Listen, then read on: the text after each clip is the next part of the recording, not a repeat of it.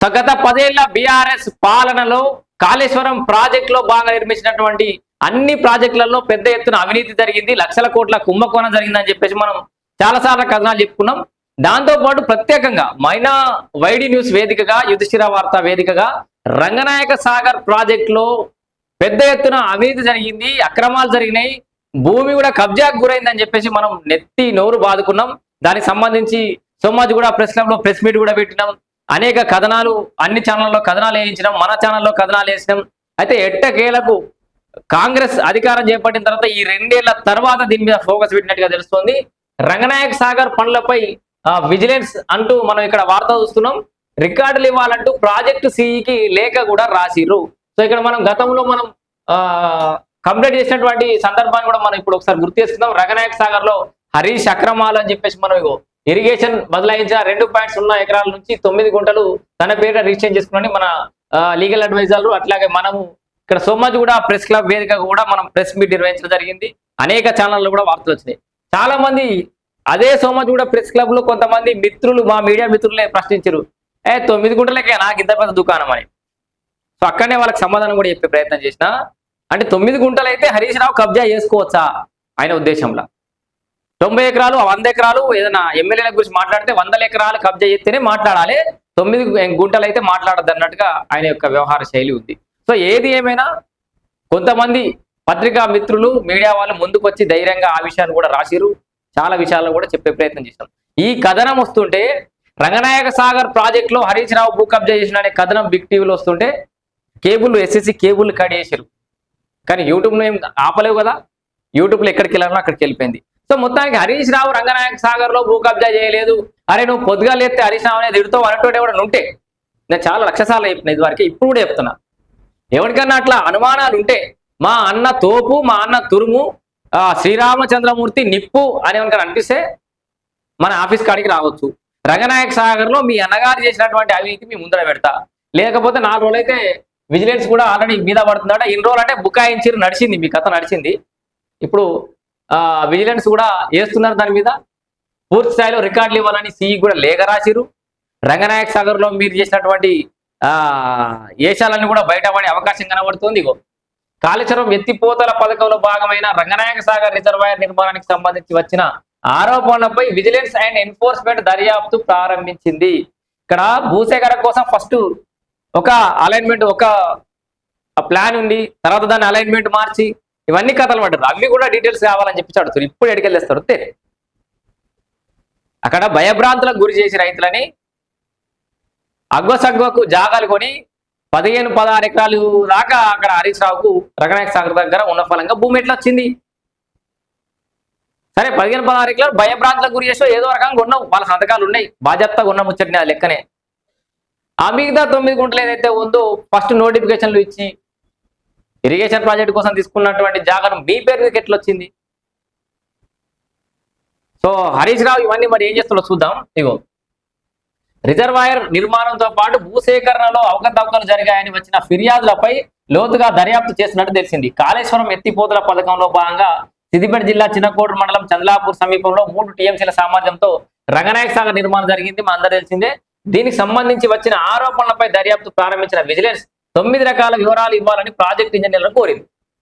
ఇప్పుడు సారు లేఖ రాయంగానే ఉత్తమ్ కుమార్ రెడ్డికి లేఖ రాస్తాడు. ఇప్పుడు వీళ్ళు ఏం చేస్తారో చూద్దాం. ఇంజనీర్లు వీళ్ళంతా లీళ్ళు ఇడిచిపెట్టేటప్పుడు సారు వచ్చే ఆదివారం నాడు కాంగ్రెస్ వాళ్ళు లీళ్ళు ఇడు అని అంటారు అని వాళ్ళు చెప్పగానే నువ్వు శుక్రవారం నాడే లేఖ రాయాలి ఉత్తమ్ కుమార్ రెడ్డికి లీళ్ళు ఇడిచిపెట్టాలి. ఆదివారం నాడు లీళ్ళు ఇడవగానే మా హరీష్ అన్న కృషి ఫలించింది, మా అన్న చేసుట్లనే లీళ్ళు ఇడిచిరని వీళ్ళు పాలాభిషేకాలు చేయాలి. మీ డ్రామాలు జనాలు చూస్తలేరా? ఒక్కసారి 2 సార్లు అంటే కొంత సరే ఏదో నిజమే కావచ్చు అనుకుంటారు. ఇప్పుడు ప్రతిసారి అదే డ్రామాలు చెప్తే జనాలకు అర్థమైపోయాయి, అసలు దొంగలు బయట పడుతుంది. మీ బండారం బయట పెట్టడానికి మేము ఉన్నాం కదా. కేసీఆర్ బాబు బర్త్డే వచ్చేదాకా లీళ్ళు ఇడవరాయ మీరు.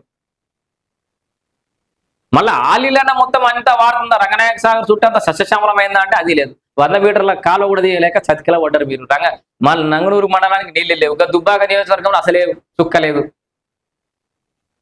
18 గంటలు పడ్డాడు మా అన్న, పండి బొర్రెండు, అపర భగీరథుడు, కాళేశ్వరరావు, మతగా పేర్లు పెట్టుకున్నారు, ఇంకా నిక్ నేమ్స్.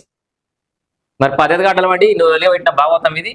ఈ నెల 4న vigilance SP Shrutikeerthi Kaleshwaram chief engineer Gajwel కు లేఖ రాశారు. రిజర్వాయర్ ఇన్వెస్టిగేషన్, సర్వే, ప్రాజెక్టు సమగ్ర నివేదిక, డిపిఆర్, ఫీజిబిలిటీ రిపోర్ట్, అంచనాలు, ఒప్పందాలకు సంబంధించిన పరిపాలన, సాంకేతిక అనుమతులు, మట్టి కట్ట నిర్మాణానికి ఆమోదించిన డిజైన్స్, డ్రాయింగ్స్, జియోలాజికల్ ఇన్వెస్టిగేషన్, నీటి లభ్యత వివరాలు, ఒరిజినల్ అలైన్మెంట్ మార్పు చేసి ఉంటే అందుకు సంబంధించిన వివరాలు అందజేయాలి. అర్థమైందా? ఒరిజినల్ అలైన్మెంట్ ఒకవేళ మార్పు చేసి ఉంటే అందుకు సంబంధించిన వివరాలు కూడా అందజేయాలని కోరింది. ఈడ దొరుకుతారు మార్పు అలైన్మెంట్ ఎందుకు మార్చాల్సి వచ్చింది, అక్కడ మీరు జస్టిఫికేషన్ ఇచ్చుకోవాలి. ఇక మీ అన్న ఆల్రెడీ కింద మీద దడిచిపోతుంది. మీ అన్న మొక్క చూడరు ఈ వార్త తీసుకోపోయి నా వార్త వినిపెట్టరు. ఎట్లా వింటారు కదా నా వార్తలు మీరు. ఫస్ట్ నా ఆడియన్సే మీరు వింటారు, నాకు తెలుసు.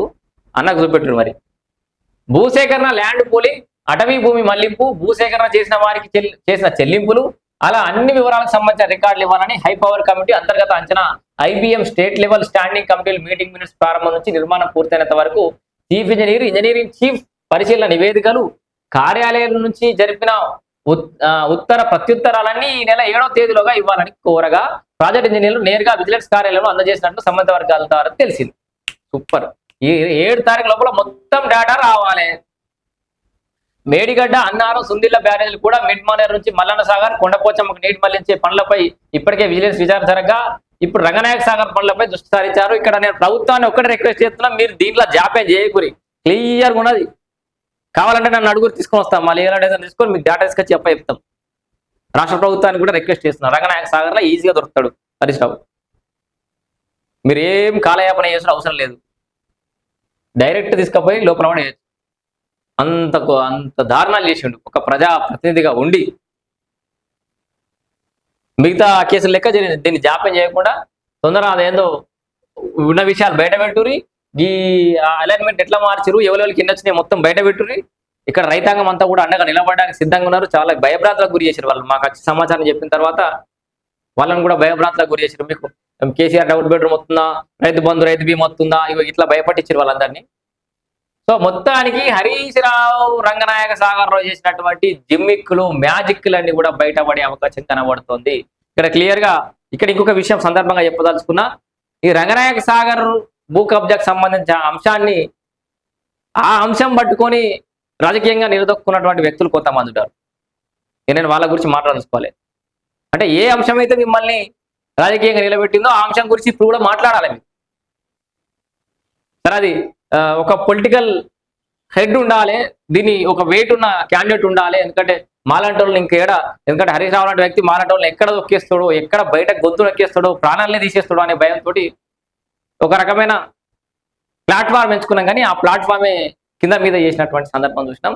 సో దయచేసి ఆ సదరు వ్యక్తి ఇప్పుడు కూడా మాట్లాడాలి. అంశం మీద నువ్వే తీసినా అని చెప్పు, నువ్వే తీసినామని చెప్తాం. దాని మీద మాట్లాడాలి. హరీష్ రావు మీద కొట్లాడాలి. ఆ వాయిస్ తగ్గించకుండా కొట్లాడతాయో చూడాలని మాకు కూడా ఉంది.